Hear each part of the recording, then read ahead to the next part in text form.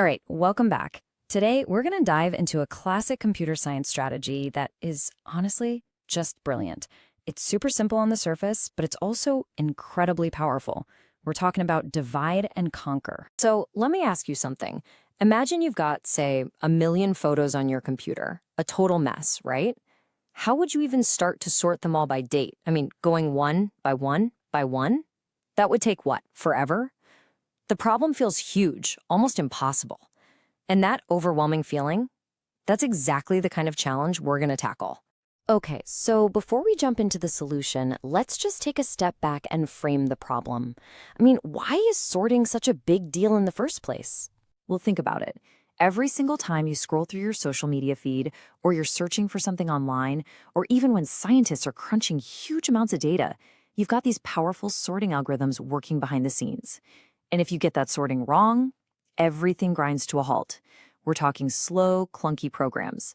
But when you get it right, that's the secret sauce to managing the absolute mountains of data that basically run our modern world. So how do you handle a problem that just seems too big to solve in one go? You get clever. You don't try to wrestle the entire beast to the ground all at once. Nope. You break it down into smaller, bite-sized pieces you can actually handle. And that right there brings us to the core idea, divide and conquer. It's really just a simple 3-step recipe. Step 1, divide. You take your big problem and you chop it up into smaller, similar subproblems. Step 2, conquer. You solve those little subproblems. And often, you do this by just dividing them again until they're so tiny they're ridiculously easy to solve. And finally, step 3, combine. You take all those little solutions and you stitch them back together to solve the original big problem. Let's see how this works with 2 really famous sorting algorithms. All right, first up, we have quicksort. And just like its name implies, this thing is usually, well, quick. Its secret is that it puts almost all of its energy into that first divide step. It works really hard up front, which makes the combine step at the end a total breeze. So the star of the show in quicksort is something called the pivot. What we do is we just pick one element from our list, any element really, and we call it the pivot. The whole goal is to then rearrange the entire list so that everything smaller than the pivot is on one side of it and everything bigger is on the other. That single action is how we divide the problem. And the magic behind this whole process happens in a procedure called partition. We're going to walk through how it works using this array right here. And for our pivot, let's just pick the very last element, the number 4. Okay, so here's how it goes. The algorithm uses 2 pointers, let's call them I and J, to scan through the list. You can see them moving here. The J pointer is looking for elements smaller than our pivot, which is 4. The I pointer basically marks the boundary of this less than group. As J finds numbers smaller than 4, we're going to see some action. And there it is. See that? When our J pointer finds a number smaller than the pivot, like the number 1, it gets swapped with the element at the I pointer's position. This little swap is how we systematically build our 2 groups, making sure everything is getting shuffled to the correct side of that boundary. So once the loop has gone through the whole array, take a look at what we've got.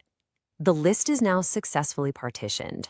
Now, to be clear, the numbers inside each group aren't sorted yet, but, and this is the important part, we know for a fact that everything to the left of our boundary is less than or equal to our pivot, 4, and everything to the right is bigger. And now for the final satisfying move. We take our pivot, the number 4, and we swap it right into its final sorted position, smack in the middle, separating the 2 groups. And boom, the problem is now officially divided. All we have to do now is run this exact same partition process on those 2 smaller lists on either side. But you know, there's a catch. What if we get really unlucky with our pivot? What if we always happen to pick the smallest or the largest element in the list? Well, then the array doesn't split nicely in the middle. Instead, we get one teeny tiny subproblem and one absolutely massive one. And in this worst case scenario, quicksort isn't so quick anymore. It gets super inefficient. Okay, so let's shift gears and look at our second algorithm, which takes a totally different approach. This is merge sort, and it's basically the opposite of quicksort. With merge sort, the divide step is, well, it's dead simple.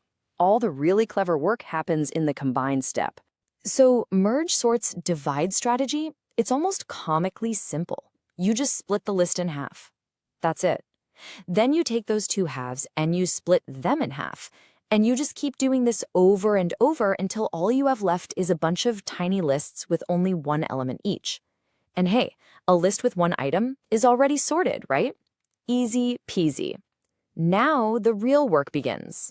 This right here is where all the magic happens in merge sort. It's a procedure called, you guessed it, merge. We take two of our little sorted lists, we'll call them L for left and R for right, and we've got an empty array ready to go.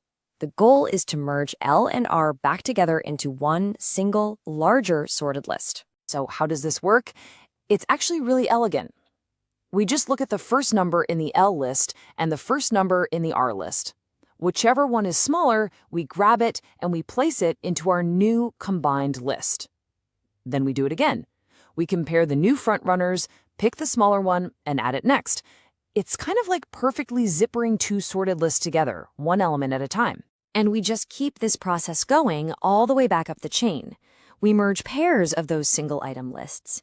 Then we merge those slightly bigger lists, and so on until we are left with our one final, beautifully sorted array. See? The combined step did all the heavy lifting, and the result is flawless every single time. So there you have it, two really powerful divide and conquer strategies. The big question, of course, is which one's better? Well, if you've ever asked a computer scientist anything, you probably know the answer. It depends. Let's put them head to head. On average, quicksort is usually faster. That's because it sorts in place, which is a fancy way of saying it rearranges the list without needing a bunch of extra memory. Its best case speed, which we call O(n log n), is just really, really efficient. But, and it's a big but, its worst case is O(n squared, which basically means it can suddenly get very, very slow. Merge sort, on the other hand, is Mr. Reliable. Its performance is always that efficient O(n log n, but the price for that consistency is that it needs extra memory to do its merging. Yeah, this chart really tells the whole story, doesn't it?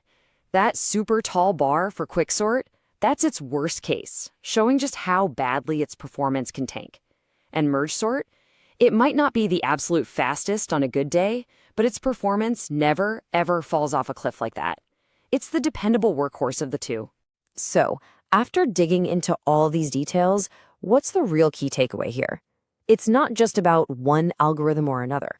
It's about the strategy itself. Divide and conquer isn't just for code. It's a powerful way of thinking.